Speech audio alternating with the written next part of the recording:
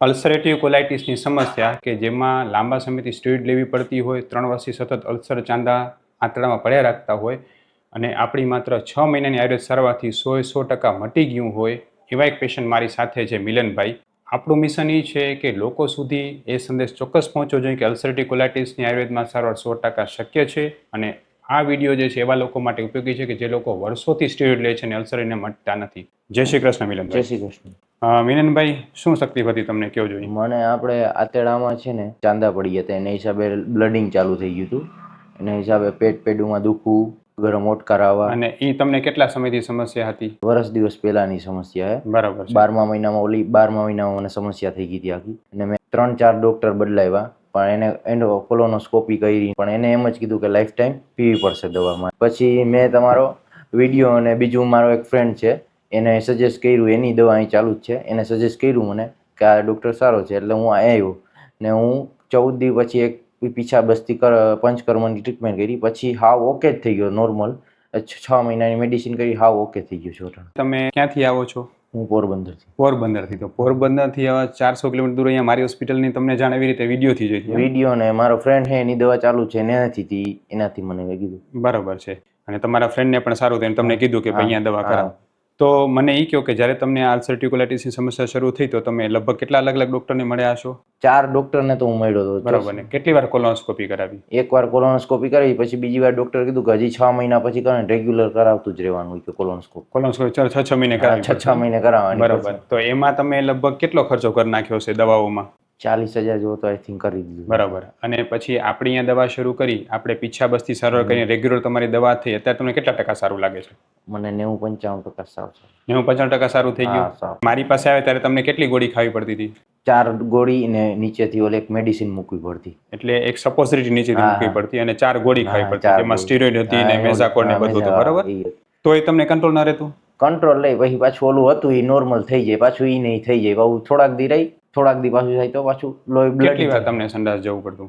5 થી 6 વાર તો જવું. 5 થી 6 વાર. અને એમાં ક્યારેક તો કડક આવે સંડાસ તો ક્યારેક બ્લડિંગ ચાલુ થઈ જાય તો પાછું સ્ટોપ થઈ જાય, પાછું બ્લડિંગ ચાલુ થઈ જાય તો સ્ટોપ થઈ જાય, એ રીતના. અને ક્યારેક જે છે એ સંડાસમાં ચિકાશ આવે, સેડા જેવું આવે, એવું પણ? ચિકાશ તો આવતી. શરૂઆતમાં મારે જે સ્ટેજ થયો ને એમાં તો મારે રસી જ આવતા એટલે શરૂઆતમાં. હા. અને પછી લોહી ચાલુ થતું, રસીનું લોહી ભેગું થયું, પછી આ થોડુંક ઓલું થયું, દવા ચાલુ થઈ તો પછી થોડીક ચિકાશ ચાલુ થઈ ગઈ હતી, પછી આ લોહી બંધ થઈ ગયા, પછી લોહી તો પાછું ચાલુ જ હતું કન્ટિન્યુ, ક્યારે આવી જાય નક્કી જ નતું હતું.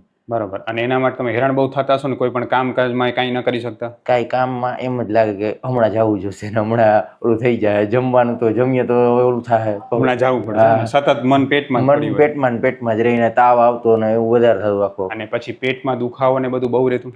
બહુ, એટલે આ પેટમાં બહુ દુખાવો રહેતો, બહુ એટલે બહુ. એમ કહો ક્યારેક રાતના બહુ દુખાવો થતો. સવારના તો રેગ્યુલર હોય ક્યારેક, પણ રાતના થતું તો નીંદર પણ પૂરી ના થતી, એના હિસાબે બહુ ઓલું થતું હતું. બરાબર. અને ટેન્શન બહુ રહેતું? એમ? ટેન્શન રહેતું બહુ. બરાબર. પછી તમે જેમ આપણી પાસે આવ્યા અને આપણે જેમ આપણી સારવારથી તમને શું શું ફરક પડતો ગયો? તમારી સારવારથી આપણે સાહેબ એમાં છે ને આખું પાચન આખું ક્લીન આખું આવવા માંડ્યું. જે મારે આખા દીમાં 4-5 વાર જવું પડતું, એને હિસાબે હવે મારે 2 વાર વિધિન 3 વારમાં હાવ પેટ સાફ. એમ જ લાગે મને ફીલ થાય કે આખું પેટ સાફ થઈ જ ગયું છે આખું. અને પેટની ગરમી કેટલી ઓછી થઈ ગઈ? હાવ ગરમી, હાવ નોર્મલ થી હાવ એમ કહો ને કે હાવ ક્લિયર જ છે, એમ કહો ને કે 70-80% હાવ ક્લિયર. અને હવે જે તમે વિલાયતી દવામાં તમે જે 4 ગોળી ખાતા નીચેથી સ્ટીરોઇડ દવા તે બધું બંધ થઈ ગયું? હાવ બંધ કરી. બરાબર. એમાં કાંઈ પ્રોબ્લેમ નહીં? પેલા જેમ કે તમે આપણી પાસે આવ્યા નહોતા એનાથી પેલા આવી દવા બંધ કરતા વિલાયતી તો તમને શું થઈ જતું? તો બ્લડિંગ ચાલુ થઈ જાય, 15-20 દિવસ રહી પછી બ્લડિંગ ચાલુ થઈ જાય, પાછું ઓલું થઈ જાય, એવું થોડુંક રહી ચાલુ, બ્લડિંગ ચાલુ થઈ જાય પાછું. અને ડોક્ટરે તો તેમ કીધું ને હવે તમે કાળજી લેવી, લાઈફ ટાઈમ પીવી જોઈએ, કે આ રોગનું કંઈ નિદાન જ છે નહીં, કે આગળ જતા તમે બંધ કરી દો તો સ્ટેજ આગળ વધી જાય, કે તમે હજી એક પેલા સ્ટેજમાં જ છો, હજી બીજા આગળના ઓલા સ્ટેજમાં નથી, 5મા-6ઠા, તો વધારે સ્ટીરોઇડ લેવી પડે, 5-6 સ્ટીરોઇડ ગોળી બીજી અલગ લેવી પડે. બરાબર. તો તમે 5 ગોળી તો ત્યારે લેતા હતા? એમ? ત્યારે સપોઝિટરી નીચે એ તો લેવાની જ, રેગ્યુલર લેતો. બરાબર. હવે ખરેખર મિલનભાઈની જે સમસ્યા છે અલ્સરેટિવ કોલાઇટિસ, એના વિશે તમને થોડુંક સમજાવું. અલ્સરેટિવ કોલાઇટિસનો મુખ્ય અર્થ છે આંતરડામાં ચાંદા પડવા. મોટે ભાગે પેશન્ટને ટેન્શનને કારણે પડતા હોય, પાચન બગડવાને કારણે ચાંદા પડતા હોય, પેટની અતિશય ગરમીને કારણે ચાંદા પડતા હોય. કોઈ પણ કારણસર ચાંદા પડી ગયા એના પછી ડૉક્ટર નિયમિત રીતે દવા લેવાનું આજીવન કહેતા હોય છે, પણ આયુર્વેદમાં સૌથી ખાસ વાત એ છે કે આપણે પીછાબસ્તી કરાવીએ છીએ, જે અંદર જે આંતરડામાં ચાંદાને રૂઝ આપવા માટેનું કામ કરે. જેમ જેમ ચાંદામાં રૂઝ આવતી જાય એમ ધીરે ધીરે આપણે આપણી દવાઓ પણ ઘટાડતા જઈએ અને ધીરે ધીરે આંતરડામાં સાવ રૂઝ આવી જાય એટલે દવાઓ બધી બંધ થઈ જાય. મોટે ભાગે આમાં સ્ટીરોઇડ આપવાતા હોય, નીચેથી પણ ઘણા લોકો એનિમા લેતા હોય કે નીચેથી જે છે સ્ટીરોઇડની દવા સપોઝિટરી મૂકવી પડતી હોય. આ બધા જ પ્રોબ્લેમ જે છે મિલન ને ભાઈને હતા. અને આપણી દવામાં આપણે મુખ્ય ધ્યાન એ રાખ્યું કે પેટમાં ઠંડક થાય, પાચન સુધરે, આંતરડામાં સોજા ઓછા થાય, જેને કારણે ધીરે ધીરે ચાંદામાં રૂઝ આવતી જાય. જેમ જેમ ચાંદામાં રૂઝ આવતી જાય એમ ધીરે ધીરે ધીરે સંડાસ જવાની ફ્રીક્વન્સી ઘટતી જાય, મળ થોડો કઠણ અને બંધાયેલો થતો જાય અને ધીરે ધીરે સાવ મટી જાય. અને પેટનો દુખાવો પણ થવાનું મેઇન કારણ એ જ છે કે આંતરડામાં સતત સોજા અને ચાંદા રહેવાને કારણે અતિશય દુખાવો થાય. મિલનભાઈ, કેવો દુખાવો થતો? આમ રેવાય નહીં એટલું, આમ આતેડા પેટમાં બહુ દુખતું એમ લાગે છે ચાકુ માર્યું કોઈ, એટલું બધું દુખાવો? શરૂઆતમાં તો એવો સ્ટેજ આખો રાતના નીંદરે ના આવતી, અને તાવ એટલો આવતો ને કે પથારીમાં અશક્તિ, નબળાઈ બધું બહુ થતું. એટલે બરાબર, કામકાજ કરી જ નહીં શકતા એવું થતું ને? હાવ. કેટલા દિવસ સુધી કામ નહોતું કર્યું તમે? 15 દિવસ તો નહોતું. બરાબર. અને પછી આપણી દવા શરૂ કરી ત્યારે પછી ક્યારે પણ એ પ્રકારની ના પ્રોબ્લેમ ના, થઈ છે? પછી દવા ચાલુ કરી પછી તો હું રેગ્યુલર કામ કરું છું, ચાલુ જ છે. અને કોઈ જાતની પ્રોબ્લેમ નહીં, બરાબર ને? હું ડૉક્ટર વિશાલ પંડ્યા, એક MD આયુર્વેદ ડૉક્ટર છું. મેં મારો 10 વર્ષ સુધીનો MD આયુર્વેદનો અભ્યાસ જામનગરની વિશ્વ પ્રસિદ્ધ આયુર્વેદ કોલેજમાંથી કરેલો છે. 2011થી એટલે કે છેલ્લા 13 વર્ષથી હું ગાંધીધામ કચ્છ ખાતે NABH માન્યતા પ્રાપ્ત પંચકર્મા આયુર્વેદ હોસ્પિટલ ચલાવું છું. અમે લોકોએ આયુર્વેદ સારવારથી હજારો દર્દીને સાજા કર્યા છે.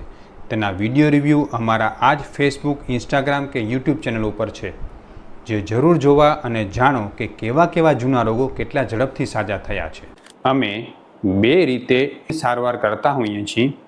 સૌથી પહેલાં તો કચ્છ કે એની આસપાસના દર્દીઓએ હોસ્પિટલમાં રૂબરૂ બતાવવા માટે આવવું, અને બીજું કચ્છથી દૂર રહેતા દર્દીઓ માટે ઘર બેઠા ઓનલાઈન દવા પણ મંગાવી શકે છે. વધુ માહિતી માટે નીચેના નંબર ઉપર હાય લખીને વોટ્સએપ કરો, એટલે તમને ફીસ કેટલી છે, કોર્સ કેટલો કરવો પડશે વગેરે માહિતી વોટ્સએપમાં મોકલી આપશું.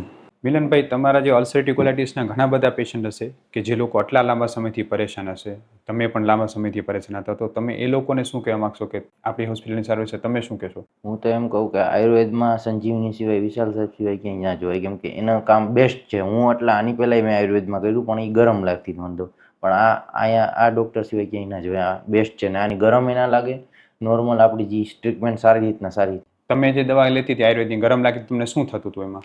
એસિડિટી થતી જ્યારે. હવે ખાસ હું એ પણ કહેવા માગું છું, જેમ મિલનભાઈ કીધું કે કોઈ પણ જગ્યાએ આયુર્વેદ સારવાર તમે લો છો, મારો પણ તમને એ જ ઉદ્દેશ કહેવાનો છે કે આયુર્વેદ સારવાર જરાય ગરમ નથી.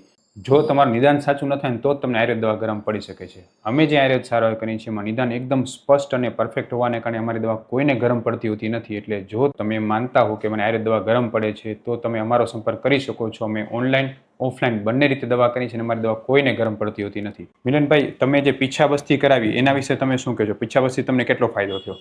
પીછાબસ્તીથી મને 70% એવો ફાયદો થઈ ગયો હતો. આમ એક જ સિટિંગમાં? એમ ને? એક સિટિંગમાં જ, કેમ કે પછી મેં ડાયટ તો તમે કીધું એ પ્રમાણે હું ફોલો કરતો હતો બધું, એટલે મને હું એમ કહું ને કે હાવ રેગ્યુલર થઈ ગયો હતો. મહિના દિવસમાં તો હાવ એમ કહું ને કે હું એમ પહેલા જેવું એમ કે નોર્મલ લાઈફ થઈ ગયું. આખી લાઈફ આખી એમ જ કે પેટ આખું સાફ સવારના આવી જાય, 1-2 વાર જાઓ એટલે 2 વાર વિધિન 3 વાર જાઓ તો હાવ સાફ આવી જાય, ને હાવ એમ કહું કે નોર્મલ લાઈફ જેવું થઈ ગયું. અને ઘણા લોકો એવું માનતા હોય કે જે છે એ નીચેથી પીછાબસ્તી આપશું તો કાંઈ તકલીફ થશે, અલ્સર વધી જશે, એવું તમને ક્યારે થયું? ના ના, એવું કોઈ દી નથી. ખરેખર આયુર્વેદની પીછાબસ્તી જે છે ને એ અલ્સરને મટાડવા માટે જ આયુર્વેદમાં કીધેલી છે. એમાં એવા પ્રકારના ઠંડા દ્રવ્યો હોય કે જે આંતરડામાં જઈને રૂઝ લઈ આવવાનું કામ કરે. જેમ આપણે કોઈ પણ જગ્યાએ બાર ઘા લાગ્યો ને આપણે કેમ મલમ લગાડીએ ને એમાં રૂઝ આવે, એવી રીતે પીછાબસ્તી આયુર્વેદનો એક પ્રકારનો મલમ છે કે જે અંદર જઈને જે છે એ ચિકાશ ઉત્પન્ન કરીને આંતરડામાં રૂઝ લઈ આવવાનું કામ કરે છે. આના સિવાય જે છે એ તમે જ્યારે ટ્રીટમેન્ટ, આનાથી પહેલાં તમે કોઈ પણ ખોરાક લેતા તો તમને શું તકલીફ થતી ને હવે તમે શું ખોરાક લઈ શકો છો? પાચન શું સુધરી ગયું એ કહો. આની પહેલાં હું ખોરાક બધો લેતો રેગ્યુલર,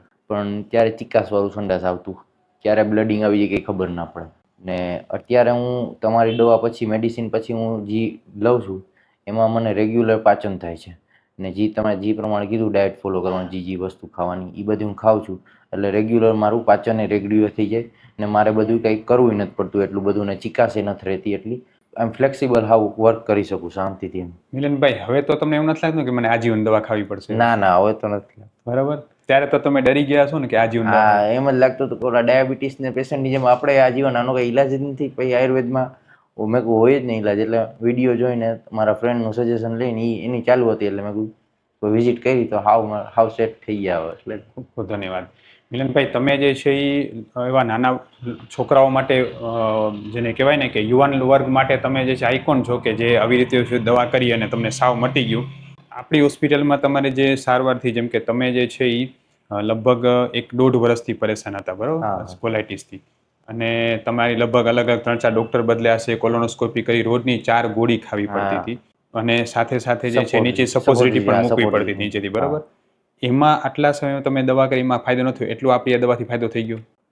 એની મેં 6 મહિના મેડિસિન પીધી લગભગ, તોય પણ એટલો ફાયદો થાય. પાછું ઈ ગોળી મૂકીએ એટલે ઈને જ પાછું થઈ જાય. પાછું પાચન ના થાય રેગ્યુલર, ને પાછું ચિકાસ રહીને ક્યારેક તો Bleeding પણ આવે. હા આખું ને ઓલું. આપણી દવા જે છે એના પછી કેવું લાગ્યું? તમારી દવાથી આઈ થિંક મને છે ને 14 દીમાં તો લાગુ પડી ગઈ હતી થોડી ઘણી તો. ને પછી પીછા બસથી પછી સાવ લાગુ 2 વિધિન 1.5 મહિનામાં તો હું હાવ ઓકે જ થઈ ગયો હતો. હાવ ઓકે થઈ સાવ ગયો okay, હતો. બરાબર હાવ ને? પાચનમાં મારા હાવ ઓકે એટલે આપણી દવા 1.5 મહિનામાં જે કામ કર્યું એ તમે છેલ્લા કેટલાય વર્ષો દવા 6 લેતા મહિનાથી હું પીતો હતો. એમાં જીવન ક્યારે ફરી નથી ને? કે કોઈ દી નથી પડ્યું મને એવું કંઈ. બરાબર. આપણી દવા ઝડપથી આયુર્વેદ દવા લાગુ પડી, આયુર્વેદ બરાબર. એટલે ખરેખર મારો આ નમ્ર વિનંતી છે કે જે લોકોને અલ્સરેટિવ કોલાઇટિસ હોય એના સુધી આપણો આ વિડીયો ચોક્કસ પહોંચાડો. અને લોકોને આ વિનંતી છે કે આયુર્વેદ સારવાર પીછાબસથી અલ્સરેટિવ કોલાઇટિસમાં સૌથી બેસ્ટ સારવાર છે ને એનાથી ફાયદો થતો જ હોય છે. ખૂબ ખૂબ ધન્યવાદ મિલનભાઈ. તમારો આ જે વિડીયો જે છે એ આપણે લોકોને આયુર્વેદમાં શ્રદ્ધા વધે એના માટે ફેસબુક, ઇન્સ્ટાગ્રામ, યુટ્યુબમાં મૂકી શકીએ.